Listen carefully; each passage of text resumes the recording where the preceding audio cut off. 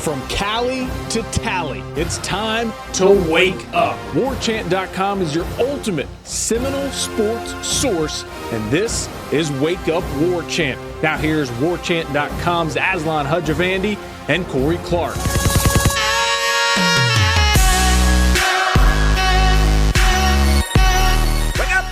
What up, everybody? Last show of the week. It's Wake Up War Chant, part of the WarChant.com family. Use the promo code WarChant30 for 30 free days of access to the ultimate Seminole sports source. Also, if you could, rate, review, subscribe to this podcast. Tell your friend about the podcast. That would be pretty swell. Corey, how are you, friend? I'm good. I'm always good. You know that. Good. I'm still living and loving. That's all I'm trying to do. That's all we can do. That's all we can ask from one another as co-host and host, or co-host and co-host, and whatever the show. Some quick housekeeping before we dive into things today. We will be doing Renegade Express. We'll also have Michael Langston join us for a recruiting breakdown. It was a big-time weekend for the Noles during the Garnet and Gold game. Lots of visitors, a lot of important people. Michael will tell you just how important and just how much ground Florida State has made up with those folks. But gave a shout-out to Trey Fisher's head coach, and we got a lot of good feedback on the Twitter machine. But apparently the gentleman that we met at practice last month, his name is actually Robert. I said Mike. I don't know if I said it, his name, so it was like Mike X or something like that. But yeah, his name is actually Robert X, or at least that's what he goes by on Twitter, and that's how he introduced himself to us, Corey. So wanted to make sure we got that right, because we're very diligent about having people's names pronounced correctly on this show, right? I mean, definitely not. Yeah, definitely not. And also, I took the I feel like I took the smart approach. I didn't just guess. Right. I didn't just throw a dart at his name. I think I just said I can't remember his name. I think people appreciate that honesty. It did sound like you remembered his name, though. So if he hadn't called you on it, we could have gone the rest of our lives, and he'd have been Mike. Yeah. Nobody would have been the wiser. But thankfully, he does listen. The Godby family listens, so they got back to us on that. So now we know it's Robert until we forget again. But that doesn't mean we don't appreciate him listening. And we certainly hope his son has a big year with old T. Fish throwing him the ball. Yeah, man. I got to give him a cool nickname. But you don't think T. Fish is it? Nah, we're not going to do that around here. Okay. We're better. How about Trey Bien? Trey Bien. Why? He's not French. Because Trey. Well, yeah, but doesn't that mean very good? Oh, there we go. That just hit me like a bag of rocks. Come on. Good stuff, Corey. I like you, man. You're smart. Trey, all right, yeah, we're going to do that. Rock and roll, man. Okay, good stuff. Hey, lots of good stuff going on over at WarChant.com, mainly recruiting, but also a bit of an update from a few days ago that we didn't mention on the show in regards to Jordan Travis's waiver request. He is the transfer quarterback from Louisville. Irish O'Fell all over that one, so check that out over on WarChant.com. It's kind of a two-pronged thing of why it's taking so long. One of the things that I didn't even realize, or maybe I did but was oblivious to it, was the fact that I think he put in for his request before Petrino even was terminated. So that makes things somewhat of an issue, possibly, potentially. But I think, again, Corey might have been joking. He might have been serious this whole time, but I'm definitely serious. They need to start broaching this whole Papa John thing. I mean, if this waiver is in limbo because the timing of the request was put in, then go ahead and pull the ripcord on Papa John, man. Him just being insensitive, his racially charged comments to his chairman or his board, like, get on that. Integrate that into the argument, I would say. Yeah, it definitely wasn't. I mean, it sounded tongue-in-cheek, and only because of how Justin Fields got his waiver. It's not. I mean, there's already a precedent set, and this was the guy that the stadium is named after. It wasn't just some random fan. This is the guy the stadium was named after. But also more than that, I guess he might have put it in before Petrino was officially fired. But, man, in the middle of October, we knew that guy was done. So I think that still plays. It's like, look, I knew he was leaving. We all knew he was about to be done. So I just tried to get a jump start on the process. It would be really bizarre if they didn't uphold it because of the timing of it. Because everybody knew when he did put in his waiver, it wasn't official, But everybody knew Petrino wasn't going to be at Louisville in 2019. Okay. All right, if you say so. I'm going to say so for Jordan Travis's sake. I gotcha. Did I already mention that Michael Langston's going to be on the show later to talk about recruiting? You either did in the first take or this take. I don't remember. First take was my fault. I just kind of hung up on Aslan. So I think you already have, but if you haven't, you just did again. Okay. Yeah, or Michael you just Langston. did for the first time. All the recruiting, it's coming at you at the end of the show. Also, I say usually, I don't like speaking in absolutes. That's why I just said usually, not always. But in the item podcast description, I will usually put in the timestamp of when we pivot onto new topics.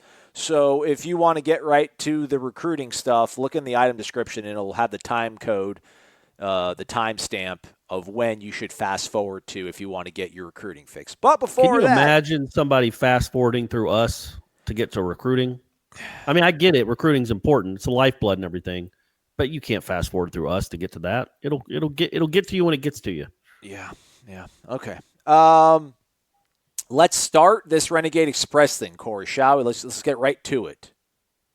I can't wait. Let's do it. Okay. Big _G95.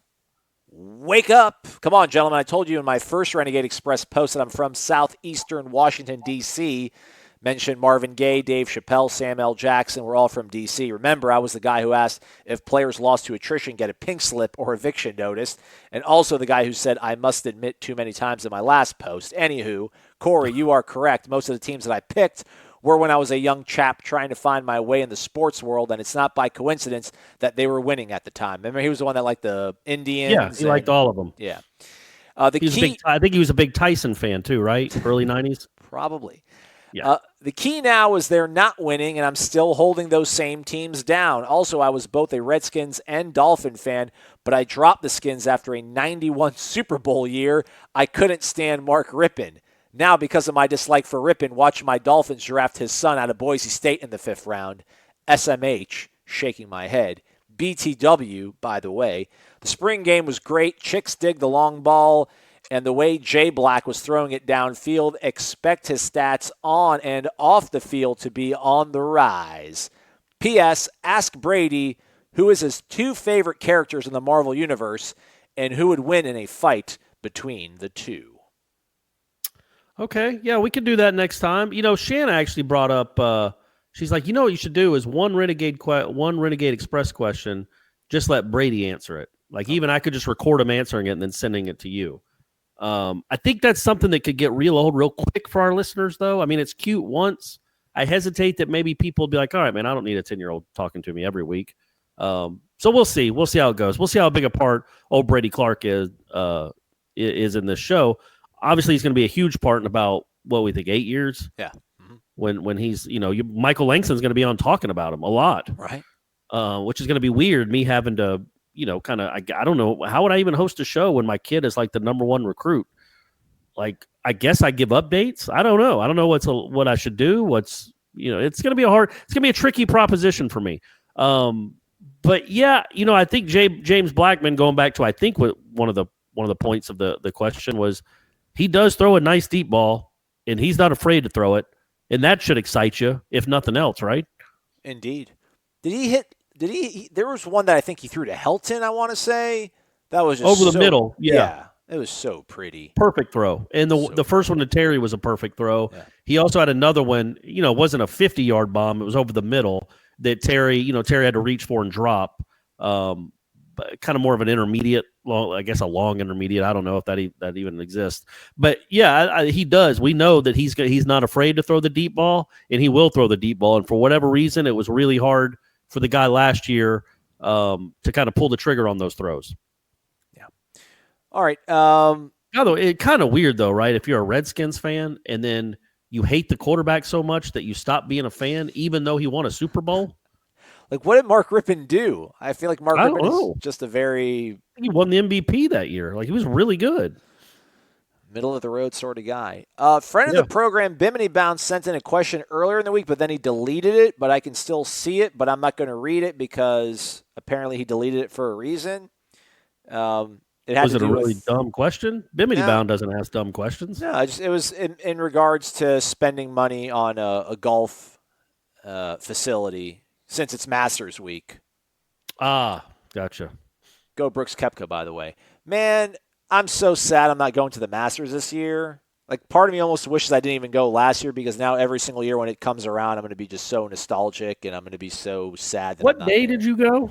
I went on day one. I went on Thursday, like first round. Oh, so you actually saw a round, like a real round. Oh, yeah. Yeah, man. Tiger Oh, walked that's like cool. 15 feet right by me. It was an absolutely picture-perfect, gorgeous day. It was probably like a high of 72, maybe. I mean, no humidity. It was absolutely gorgeous. And then I think Friday it stormed, so it was perfect, man. It was splendid. It was I think when I go for the first time, and I definitely will, I'm gonna. I want to go on like Tuesday and Wednesday.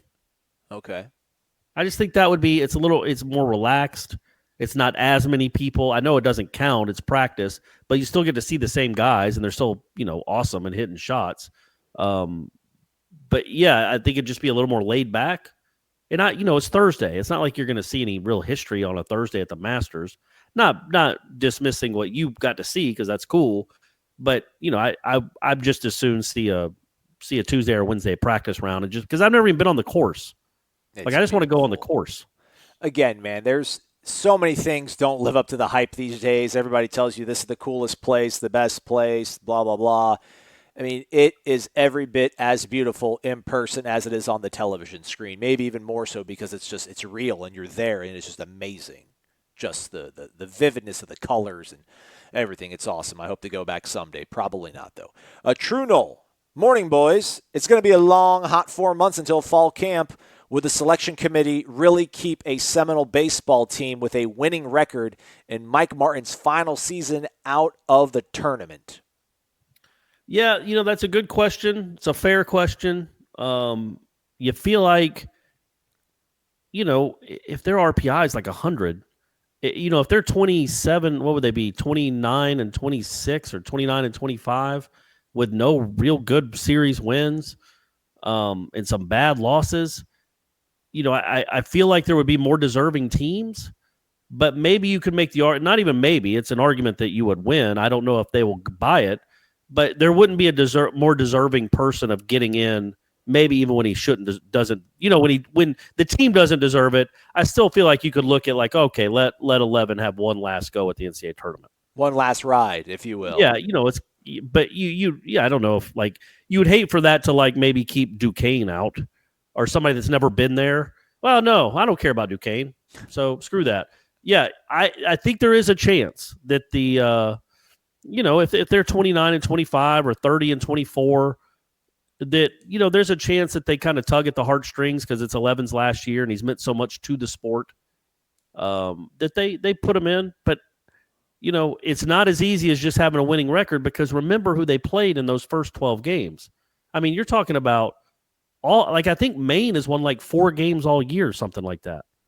Yeah. I mean, they played awful teams. They were basically they don't even register as wins, essentially, for RPI purposes. So it'll be interesting. They basically just need to beat Clemson a couple times, beat Virginia once, get some. I mean, I guess they beat NC State. That was a good win, one of them. It was. But get some wins. Help yourself out. Because, yeah, if it's close, if it's down to the wire, you'd hope that would tip the scales, that 11 is it shouldn't, obviously, we know that. Everything should be fair. They shouldn't matter who the coach is and what the situation or context is. But then again, I speak out of both sides of my mouth because as I say that, I'm like, you know what? Yeah, it should. Let the guy get in one last time. Be nice. Be nice, NCAA committee. You send them to Florida every other year for a super regional because you're too cheap to have a team fly to somewhere else. So at least because you screwed them all those times you had to go to Florida, let him in the tournament even when maybe they don't deserve it. Well, last year was Jim Morris's last season. He went 28 and 26 and had a winning record in the ACC, and they didn't put them in the tournament. So there is that. So that's a bad precedent. I wasn't sure what their record was last year. It was 28 and 26? Yeah. Yikes. Well, he got some champion. Let 11 get one last shot at a national title. Hashtag one last ride. I agree. Right. True Knoll also asks that, or rather offers the suggestion that we should have other great players from the 2013-2014 teams on for an interview because he listened to a podcast with Carlos Williams, and he went into great detail about those 2 great years, things about what he was thinking about Kermit's touchdown or what he was thinking when it happened and the build-up to the Clemson game when Smag had to start. So he wants us to maybe have some interviews here in this slower portion of the calendar. That's definitely an option. Not even an option. We should venture out too and not just stick with football. But yeah, I mean, we're going to be looking and searching for stuff to do, so stuff to talk about. So yeah, that would be cool. That's fine. I mean, to me, that's only 4 or 5 years ago. I feel like I could go back and read my own stories and know what Carlos Williams was thinking about those moments because I wrote about them here recently. I mean, Brady was still alive. But yeah, I mean, we could do that. We could do the recent championships. We could do the 99 team, the 93 team, anything in between. Baseball, all that stuff, man. It's all on the table, Aslan, right? It is. It is all on the table. And moving on. Georgia Knowles 86. Chris Winkie. Get Chris Winkie on. Yeah, how about Chris Winkie offering that anecdote to the Knoxville beat writers the other day? Are you gonna tell the listeners? Well, you tweeted it, so I figured I was teeing it up there for you, partner. Okay, let me see. I'm gonna get it. Are you gonna exactly verbatim it out? So Wes Rucker, who covers Tennessee for 247, and now if you don't remember, Chris Winkie is the Tennessee quarterback coach under Jeremy Pruitt. I thought he's running back QB's coach. What? I thought he's the running backs coach. It says Vols QB's coach. He was a running back coach last year, but maybe he's been maybe they transitioned him to something he knows about. Yeah. Vols QB's coach and former FSU Heisman winning QB Chris Winkie, it's not his colon, you know what I mean, the grammatical, punctuation. When they brought back the 98 championship team here last year, I asked Coach Fulmer when I was going to get my ring because if I'd played that game, Tennessee wouldn't have won. He was quoted as saying that, which is funny, but it's also 1,000% true. Yeah. Because I don't know how many of our listeners watched that game. I'm sure there's a percentage of them, obviously. Marcus Houghton played in that game. I believe Marcus Houghton was 9 of 32. I mean, it was, number one, he threw way too much. The whole game plan was ridiculous. Peter Warwick had 1 catch. The whole thing was preposterous, and they still only lost 23-16. I'd like to imagine that Chris Winkie probably is worth a couple touchdowns over the Rooster. So he's right. And it's good to know that he's still the same kind of person. Still got that confidence about him. That game hurts. I don't really want to think about that one too much. It's a bummer, man, because they were, they got there with Rooster, sort of. I mean, yeah, they did. I know he was the quarterback. He wasn't the reason they beat Florida, but still, he was the quarterback. It would have been cool if they were healthy with Chris Winkie. Yeah. Let's see. So yeah. Next question, Georgia Knowles 86. After reading Ira's column on Jordan Travis, do you think the ACC and NCAA will grant his waiver? I do. I think they will. I think it would be really hard. I think it would be really bizarre to hear their reasoning why he didn't get one. It would just be really, because again, yeah, there is, and it's not, we can say you can roll your eyes or think it's ridiculous. It doesn't really matter. The Papa John stuff did happen, and I believe that happened before. Didn't that happen in September or something? I can check. Yeah, I certainly think it happened before he decided he was going to transfer, announced he was going to transfer. So, if that was the reasoning, and I guess we don't know for sure the reasoning why Justin Fields got the waiver, but I think that's what I read. That one of the fans, I think he was a baseball player, but he put on YouTube, he was filming Justin Fields and said, a racial comment. And I think that's why he got the waiver. Well, man, again, this is the guy that's the stadium's named after. It's a huge benefactor, and he's saying what he's saying, awful nonsensical stuff. And so, yeah, Jordan Travis should get it too. Happened in July. Yeah, so definitely. I mean, but again, I think the bigger thing is that Petrino was gone. I think when he announced, unless Jordan Travis announced it in September, which I don't think he did, because he played last year. They were, I follow enough Louisville media folks on Twitter to realize that Petrino's days were done. Like they just the team had given up on him, the fans had definitely given up on him, and he wasn't going to be the coach anymore, and he knew it too. So Jordan Travis knew it, and anyway, that's a long, very convoluted way of saying yes. I do think he will get his waiver. The July controversy was sparked by a Forbes report that Shatner used the racial slur last spring during a conference call with the consultant. In that report, he said KFC never faced a public backlash, even as Colonel Sanders called blacks the N-word. I used the N-word because I was trying to make a point that I wasn't going to do that. That's not what we're about, Shatner said. My comments were anti-racist.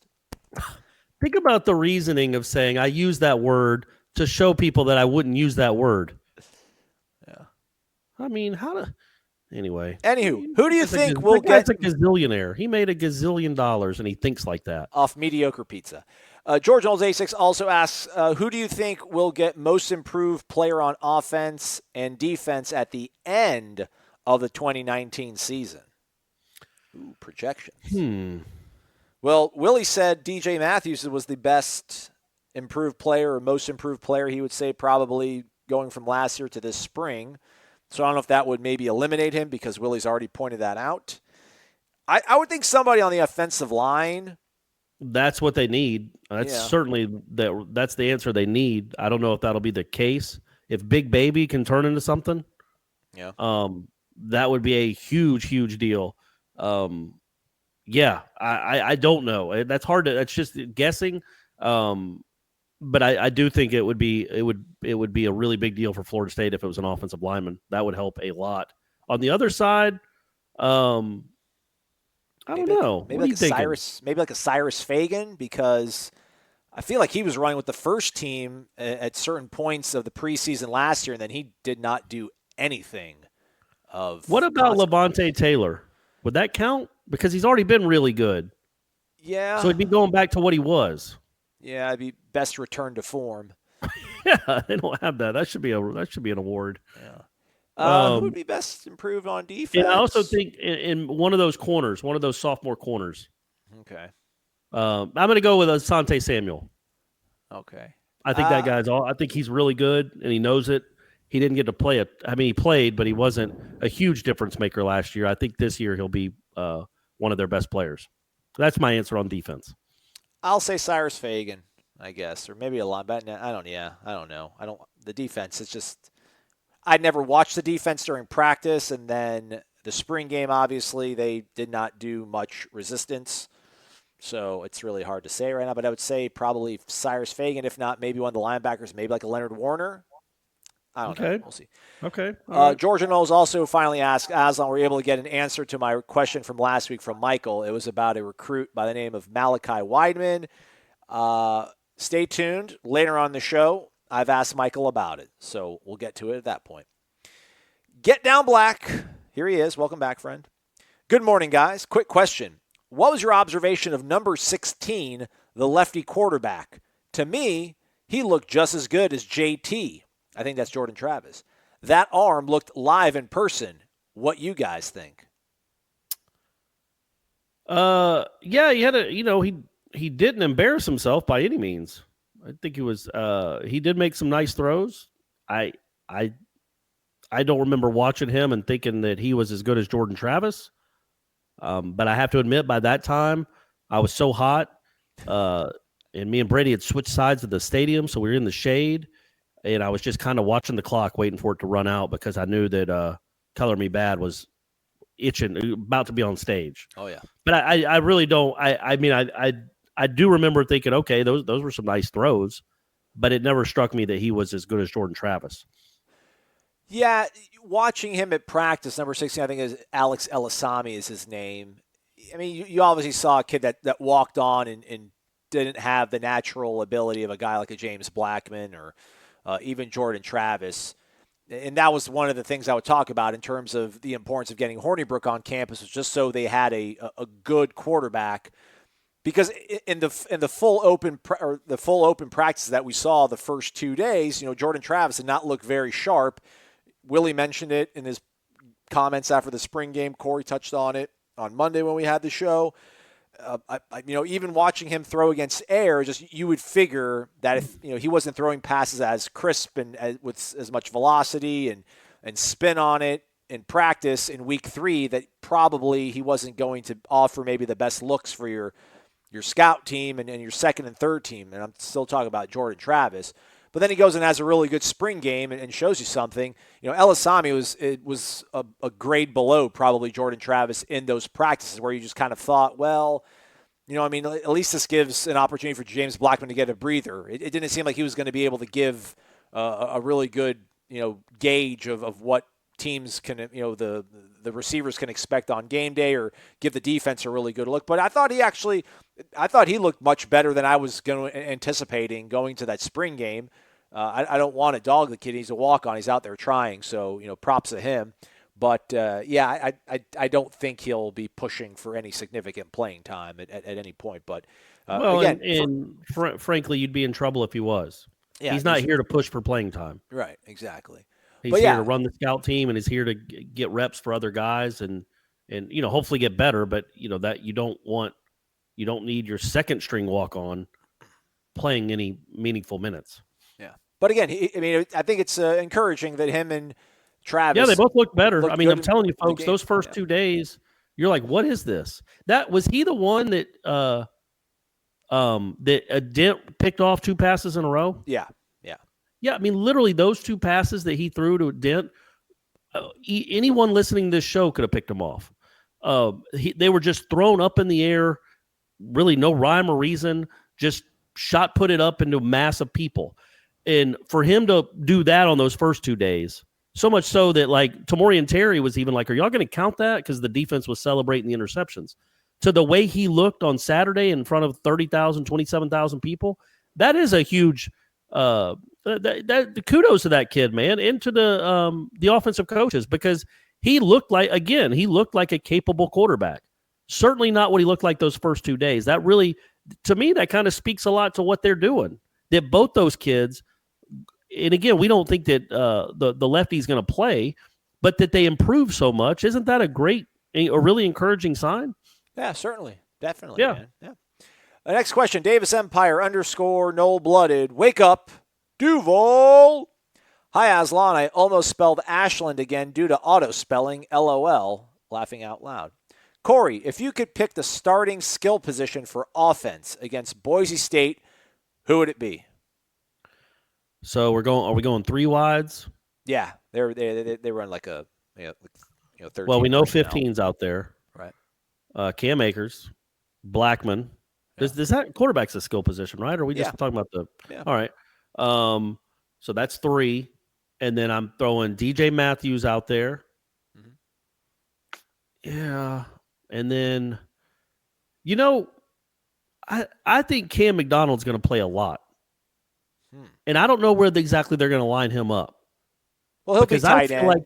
If you're going 3 wide, you got a tight end to play with. Yeah, McKitty's good, and I like McKitty. But I feel like maybe they can even have. I feel like sometimes they'll have Cam McDonald just split out as like a wide receiver. And he does do a lot of stuff with the wide receivers. I feel like they view him as that, and they need a big body like that, and he can really move too for that size. I wouldn't say he's going to be starting though. So Akers, Terry, Blackman, DJ Matthews, that other receiver, is it Gavin? I guess it's got to be Gavin, and then McKitty or Helton, depending what formation we're in. Okay. I want those 2 slot guys. I want Helton and Matthews on the field together a good bit. Yeah. So McKitty, not McKitty. So there you go. Gavin, Helton, Terry, Blackman, Akers, and DJ Matthews. Aslan, who would be your starting defensive backfield for the game minus Samuel Jr.? All right, so we can't put Asante out there. Why not? I don't know. Weird. Let's see, man. He's a subscriber. He makes the weird rules. Distinction. We go along with it. Safety, well, Hamsa's going to be playing linebacker, I guess. So, just in terms like 2 corners and then 2 safeties, I still don't know what they're going to do with Stanford, man. Like, Stanford was playing much more corner when we were out there than safety, but I feel like safety or Zeus, whatever they want to call it, I just feel like. Well, that'll be Levante, right? know, man. Won't Taylor and Hampsa be the two safety? Or sorry, not Hampsa, Fagan be the two safeties? I guess, yeah. God, right, like Cyrus Fagan's going to start at safety. That's crazy. It's crazy to think about. Yeah, I guess Taylor, Fagan, and then give me Stanford Samuels. And then if I can't have Asante, am I going to go with Akeem Dent over A.J. Litton? I don't know if I can do that. I think Akeem Dent is going to play a lot. I don't know if he's going to start against Boise State, but he's going to play a lot in that game, and he's going to play a lot as a freshman in some capacity. I don't even know where. I've got to pull up the roster because I feel like I'm forgetting somebody back there that's quite talented. I don't want to. They still have Jaden Lars Woodby listed as a defensive back. I think Kyle Myers will probably still start at corner, though.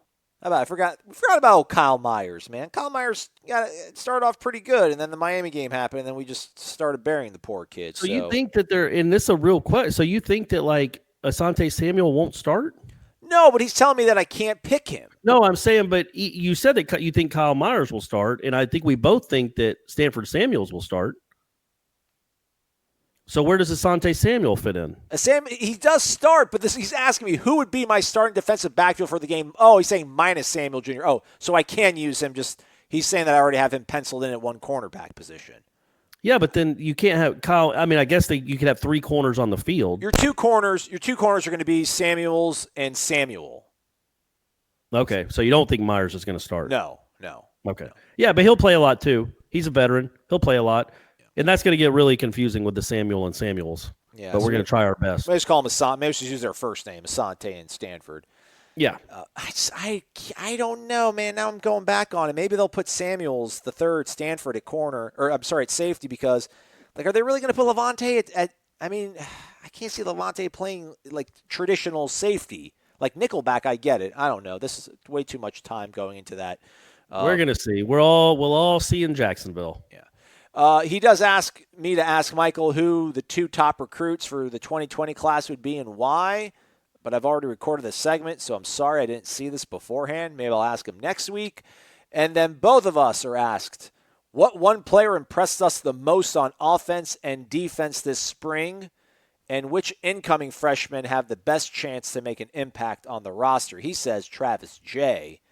That's bold, considering Asante Samuel. Or sorry, that's not Asante Samuel. Akeem Dent is already here and looks quite good. And Jaleel McRae is already here and looks quite good. But let's start off with who impressed us the most on offense. Oh, man. I mean, I want to pick somebody on the offensive line, but what can I really say at this juncture? I'm going to say James Blackman.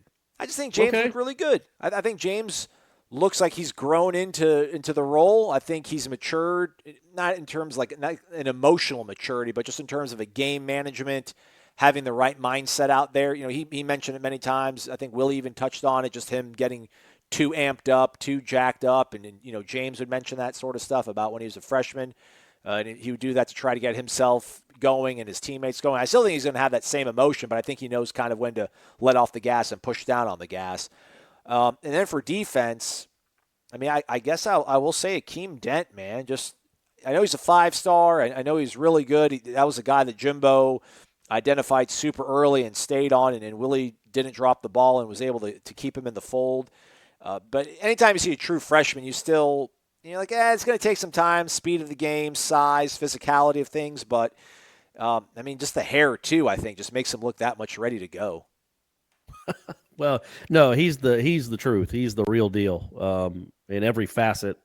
Smart kid, and obviously has all the athleticism and instincts that you'd want. I mean, Travis J. You hear the way they talk about him though, and the way that people have seen him talk about him, and it's like, man, I'm really curious to see what he looks like when he gets here, because if he's anywhere close to Dent, well, then they got themselves two really good ones. Yeah. That's I would say Dent too. But yeah, Travis J's not. I mean, they love Travis J. They both sides of the ball. So that guy sounds like he could be a really unique player for Florida State in his time here. What about offense? Who impressed you the most, Corey? I don't know. Terry. There you go. I mean, every time we saw him, he caught a long touchdown, right, or two. Yeah, so I know that's a bailout because everybody knows him, but that I don't want to just take him for granted. You know what I mean? Because since last year and everybody's like, oh yeah, he's really good. He runs by people, but he really does do that a lot. I know. I love people. Again, people like dogging on, Blackman's numbers and like all he does is look down the field and throw it up the grabs for Tamorian Terry. It's like, man, there's a lot of worse things you could be doing with the football in your hand. That's not true. But remember the NC State game, man. Even if that is true, Terry had whatever he had, like 160 yards, and he had a 50-yarder called back on a nonsensical hold, I think. So he almost had 200. I mean, you want that. What do you mean? That's what you want. That's like saying all Winky did was throw it to number 9. Yeah, that's what good quarterbacks do. They get it to their best players. Last question from him. He's going to be in Tallahassee this weekend attending his son's AAU tournament, 10-year-old. Will Brady's team be there? So is it I guess he's a baseball? I'm assuming. I always assumed AAU was basketball. That's what I've always associated it with. And no, Brady will be up in Georgia playing in a baseball tournament up in Decula. And his dad is actually going to be in New Orleans. Oh. Well, it's not. It's actually – so I'll be in Biloxi Saturday night and then New Orleans on Sunday because you remember my buddy that died last year? Yeah. We're doing like a 1-year kind of anniversary of his – well, it's his birthday. Okay. But it also happens to coincide. He died like a week before his birthday. So it also was kind of like the 1-year anniversary of his death. But we're doing one of those like New Orleans street parades. I think it's called Second Line. Okay.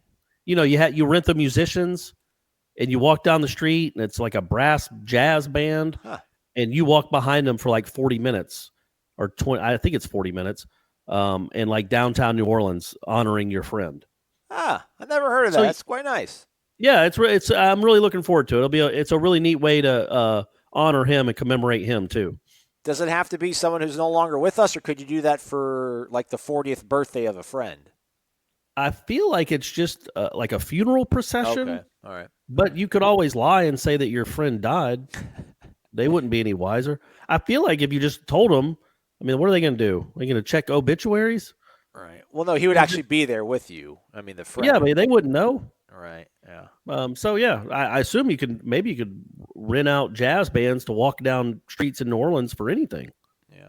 One of my buddies. Florida State wins a national title in baseball this year. You and I will do that. Okay. All right. Mark it down.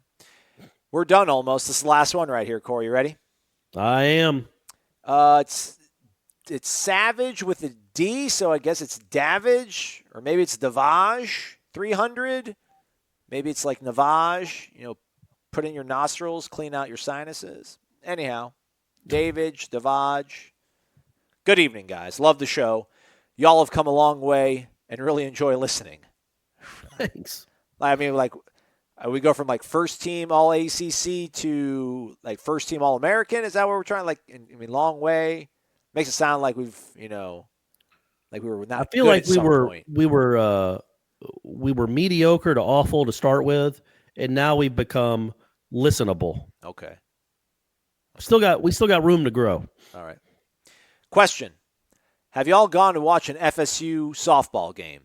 Alan, Corey without an E? Question mark. So he called me Alan, and he spelled your name wrong. These FSU softball coaches and players are so much fun to watch. Softball has come a long way as a sport, and this FSU team is about as good as it gets in the country. Oh, and they actually beat the dadgum Gators in Crocktown last week. How about that? Corey, they didn't even have to kill a live gator. Love to hear y'all buy in and give some softball time on the show. Thanks in advance. Here's the thing. Yes, I have not been to a game this year. I did go to a game last year with my son, actually. And he also got 2 years ago, he got the whole team to autograph a softball. Oh. And we also watched them. We sat there and watched an hour practice with, and that's when he first met Jesse Warren. That was the first time he met her. So yeah, I have been to softball games. I have not been to one this year, and I will say again, I think I brought it up last year. We when they got to the championship series, we did send Ira out to Oklahoma City, Correct, to document it, and that was awesome. And I do think that Jesse Warren catch is one of the top 3 or 4 or 5 plays in Florida State athletics history. And I think let's be honest, most Florida State fans are casual at best softball fans. They don't really know much about the softball team. They can't name a lot of players on the softball team. But every Florida State fan, if you even are just a casual sports fan, you're always going to remember that catch, I think. Mm-hmm. Yeah. So that's cool. I would just but say... they also blew the game to Louisville. Yeah, they lost after the great grand slam to take the lead, and then they lost on a walk-off. Yeah, I would just say that, from August till December, we're pretty much working like 6 days a week.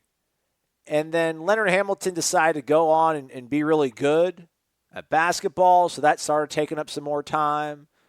And obviously baseball starts rolling around here now. We got recruiting going on, spring football. So, this is the time of the year where we kind of, I don't want to say coast, but this is kind of a time to put the engines in neutral and recharge the batteries. I couldn't imagine having to also go cover softball in addition to spring football and baseball and recruiting.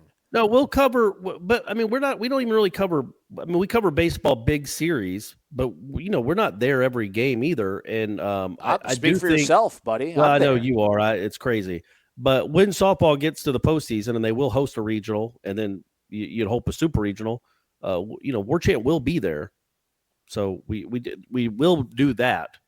But as far as the day-to-day, hey, they won again, here's what happened, and breaking down the games, I don't know if that's what people want.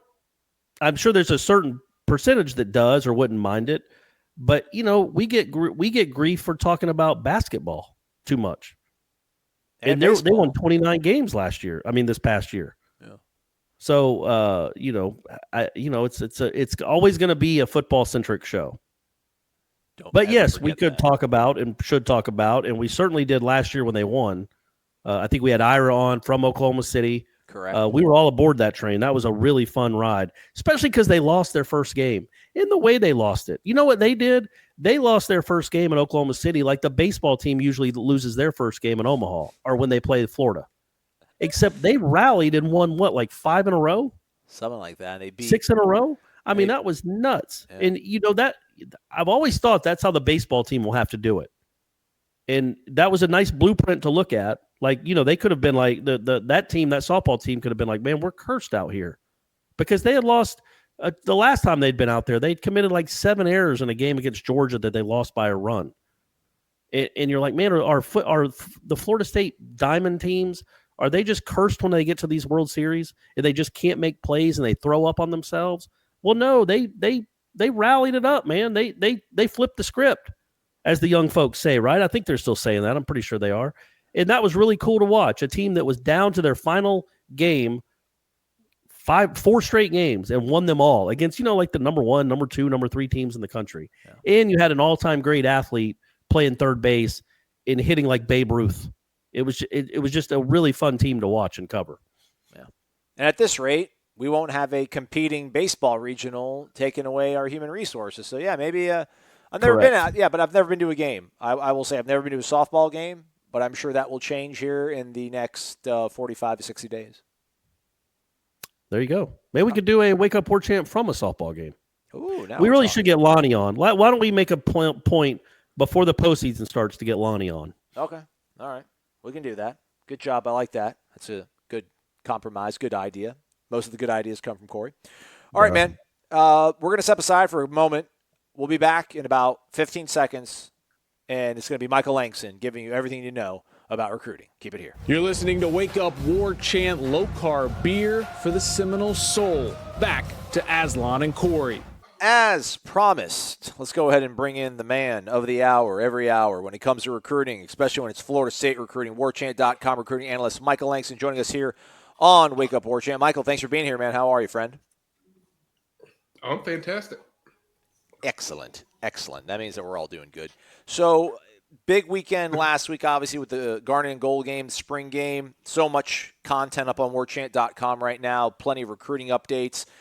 I guess let's start big picture, and then we can start whittling it down to certain prospects that might have made a big move or had a good impression about Florida State. How does this spring game, in terms of maybe the feel, the vibe, just the magnitude of it, how does it maybe stack up to what was going on last year for Willie Taggart and the company?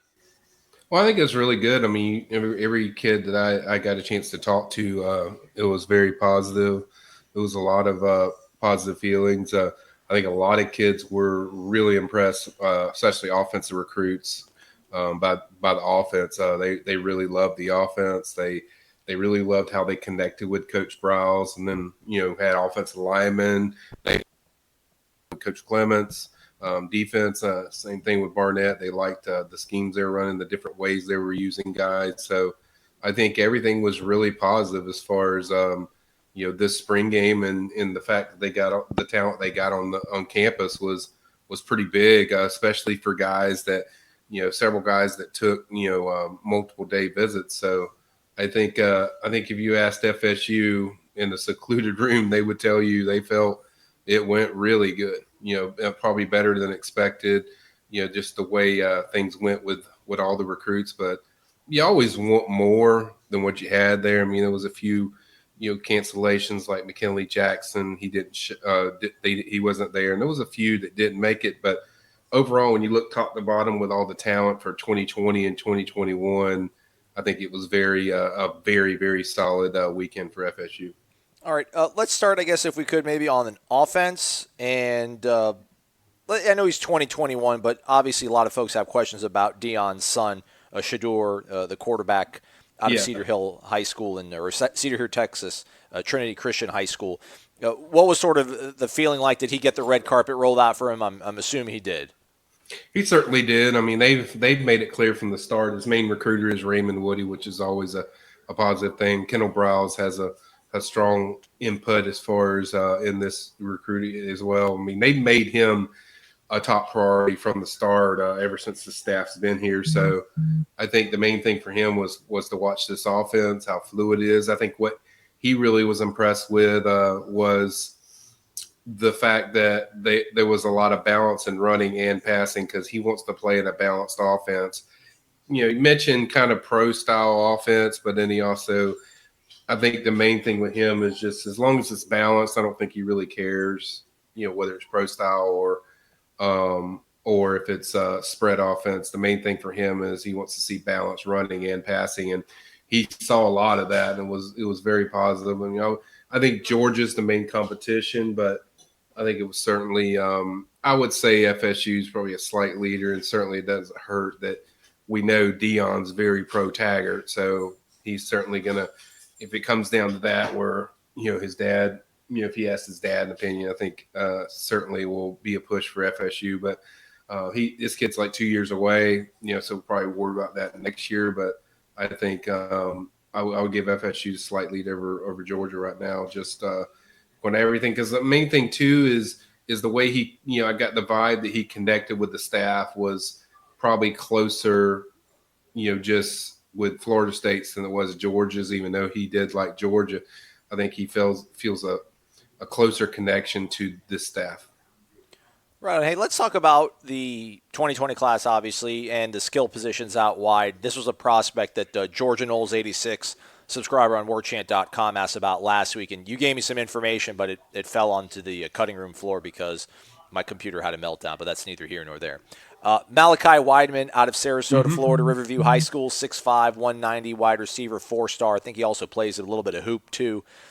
Where does Florida State stand with him, and any sort of ground gain, do you think, in this past weekend with him visiting during the Garnet and Gold game?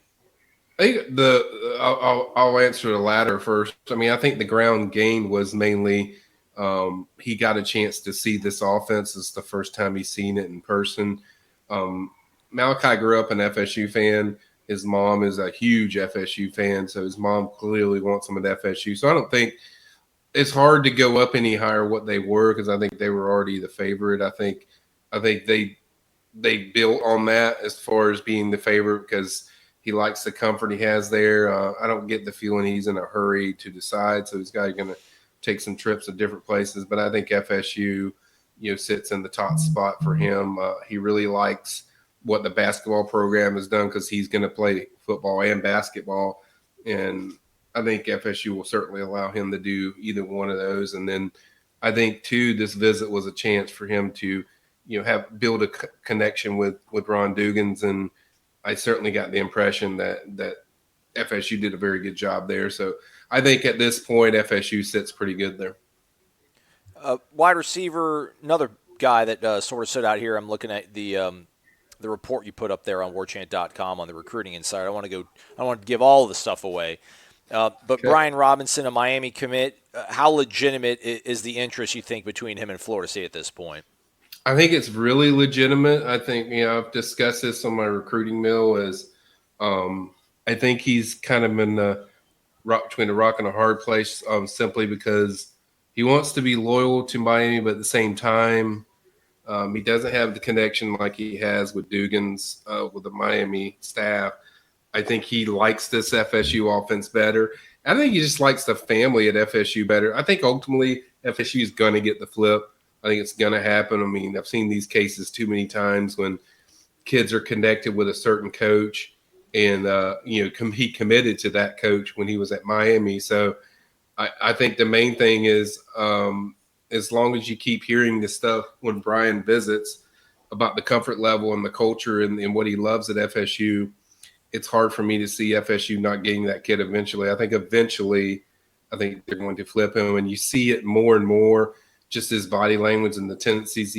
First time he went there, it was kind of like, well, I'm still committed to Miami, and kind of like I'm still firm. And then, this time a little more open where, I'm definitely taking an official visit here.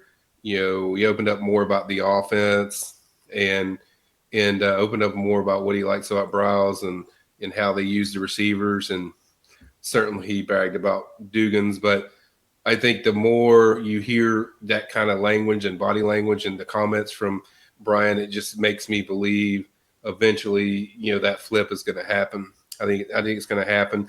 Plus, he's very close to Akeem Dent because he's from West Palm Beach and Palm Beach Central is where he goes, and he's also close to Jordan Travis, who had a really good game. So those things did not hurt FSU's chances at all. In fact, it probably helped a lot, the fact that those kids were very good in the game. So I think eventually it will happen, that flip, but I think that's kind of where things stand there with Brian. Michael Langston, recruiting analyst for warchant.com, joining us here on Wake Up Warchant. What happened to my guy, Jayon McCluster from Largo, Pinellas County, 727? I know that was a guy that might have been on commit watch. Is there anything to worry about if you're a Florida State fan with him not pulling the trigger this past weekend? No, I don't think they were fully expecting. Yeah, that's kind of why I don't always like the commit watch thing, because it's kind of like, but if I don't put it on there, people are going to be like, why didn't you put it on there? I mean, it's, when you say commit watch, it means, it's a possibility that, he's been there so many times for a school, you think he might pull the trigger, but he never really gave an indication that he was for sure going to commit. But I think it went really well. We did an article on Jayon after the visit, and Jayon told me point blank FSU is his leader, and he feels it's a safe lead. And I think he feels so comfortable with Coach Woody. I think that's the big key. It's another one of those connection to the coaches type of thing, and I think he knows the way he's going to be used. And two, FSU's been there from the start. And, it's not like – I think it's Miami or FSU, but that's kind of the two teams. But I think FSU's been there from the start. He really knows Woody so well. He knows what Woody's going to do with him. The other coaches maybe not as much, but I think every time he's on campus, you can just see the vibe he gets, and it's a very positive vibe. So I think he's a kid that – told me he's going to take his official visits, but I would not be surprised if you see him just come out of the blue and just say, you know what, I'm just going to commit. It wouldn't surprise me. And I think right now, I'll be surprised if he did that, if it's not FSU. Let's head over to the defense, if possible, Michael. Jalen Carter, this is one of the guys, again, in the Insider Notebook, just looks super impressive out of Apopka, 6'4", 270-pound defensive tackle.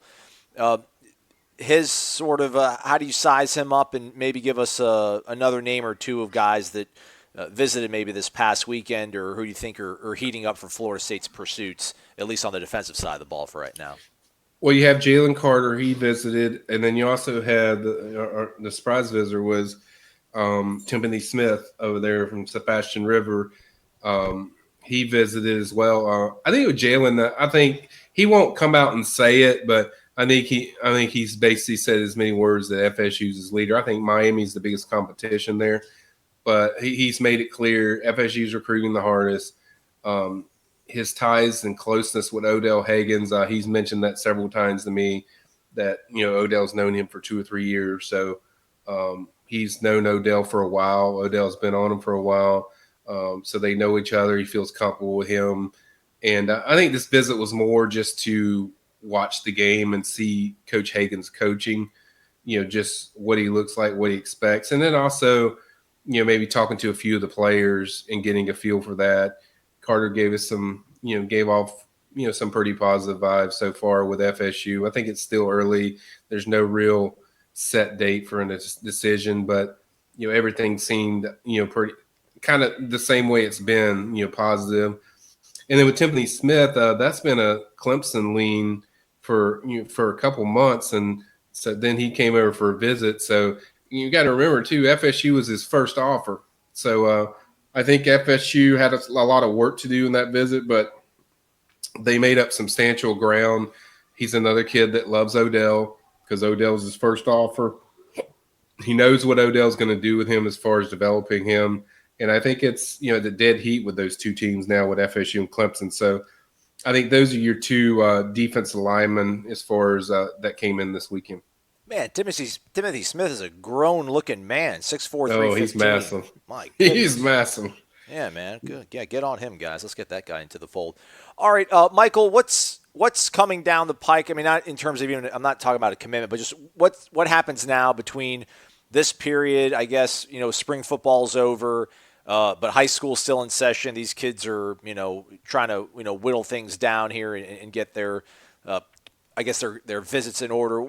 Are there junior days coming up? What are the big events that are going to be coming up here in terms of the recruiting calendar for you? Well, I think, I thought it would slow down. I've been told by people around FSU that visits will not stop, that they're going to keep having kids consistently on campus. Now, I've noticed that kind of slowed down a little bit this week. Certainly it hadn't had as many. I think you'll consistently see kids visit off and on. And I was up there for 9 straight days for at one point where I was up there like every single, because it was a kid visiting. I think the main thing is you'll see kids keep trickling in and out from the spring and the summer. Obviously, their big event is going to be July 27th, the Saturday Night Live thing that was huge last year. You had George Pickens, Cardell Thomas, Nakobe Dean. Those are all 5-star guys, that were that thing. So I think that's going to be their big event. I think we're going to see a lot of national prospects there. I think you'll see a lot of top targets that they're pushing for that'll be back there, and the coaches can work with them. So that's kind of the big thing. You still have the June camp coming up. I think they just have a June camp, and then they have the Saturday Night Live, and then probably in probably about 10 days, I'm going to be going over to Atlanta, Georgia, April 19th on Good Friday.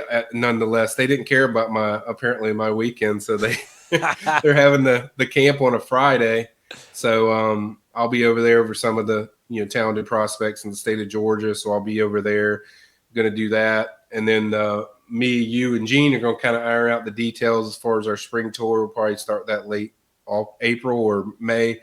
And so that's kind of the game plan of stuff as far as what we got coming up. Awesome. Do we know, is Saturday Night Live, is it going to be similar to what it was last year? Like, will it be a big festival almost, like open to the public, or will it be something a little more toned down, maybe a little more locked down? No, I think it'll be pretty similar to what they did last year. They want to get people there, try to get as many people as they can there. I think it was when you think about recruiting wise, it was a fairly good crowd last year, but it was a very highly intended thing, and we certainly got a ton of content from really good players that were at that thing, last year. So I think it's going to be very popular. I think it's always going to be their best selling weekend as far as recruiting wise, because kids, I mean, I've told this, I've said this many times, like people get so bent out of shape. Well, this guy didn't show up for the spring game, so they're not getting them. It's like, the main thing is just getting them in the spring and getting them in the summer. It doesn't matter. Everyone was freaking out before all these rash of visits started. And it's like, as long as they get on campus, in the spring or summer, you're fine. You got to get them on campus. And I think that's kind of what we're going to see. I mean, this is a totally different landscape of what I'm used to when Jimbo's here. You never had this many kids that come in the spring. I cannot remember the last time I was at Moore Athletic Center so often for all these recruiting visits. And I'm sure it's going to be the same thing as far as not slowing down, maybe slow down a little bit, but a lot of these guys are getting on campus. We touched on some of these guys like running back Jalen Knighton and Kezia Holmes. FSU made a huge jump for those kids. I think FSU's the leader for both of those guys now. And, they had work to do. They were trailing Miami for Holmes, went in there, had a 2-day visit. Holmes said, nope, FSU's my leader now. I mean, they're leading. And then Knighton was blown away. Looked like Clemson was the team that was the favorite. And he didn't say FSU led, but just his reaction, how he was amazed and shocked and blown away by the visit, tells you a lot about why it doesn't have to be a spring game. It's more about the visits and the connections that the kids can see. And as long as they're watching the coaches do something, whether it's attending a practice or coaching in a Saturday Night Live setting, that's all the kids need to see. They just want to see these guys in action. And I think FSU's done a very good job of getting a lot of these targets all on campus. And I think we're seeing the differences in recruiting where, there's some buzz. Certainly, if they can get one of these guys like McCluster or Knighton or even Holmes, if they can get one of these guys, just to jump on board, I think that would really pick up the steam for FSU. Boom. Knowledge is power. You all are now mighty strong, or even strong, I guess we could say. He's Michael Langston. Thanks so much for the information, Michael. For Corey, I'm Aslan. Thanks so much for listening. We're not going to have a show on Friday, but we should be back at it on Monday. Thanks for listening. Take care, everybody. WarChant.com is the ultimate inside source for FSU football and recruiting. And now you can get in on the action for free for an entire month. WarChant.com is offering a risk-free 30-day trial subscription. Get full access to the #1 website covering the Seminoles just by entering the promo code WarChant30. That's WarChant30. Sign up and get in on the world's most active FSU message boards. Receive breaking news, stories from our award-winning staff, plus get exclusive interviews and videos. Just enter the promo code WarChant30. WarChant.com, your ultimate Seminole sports source.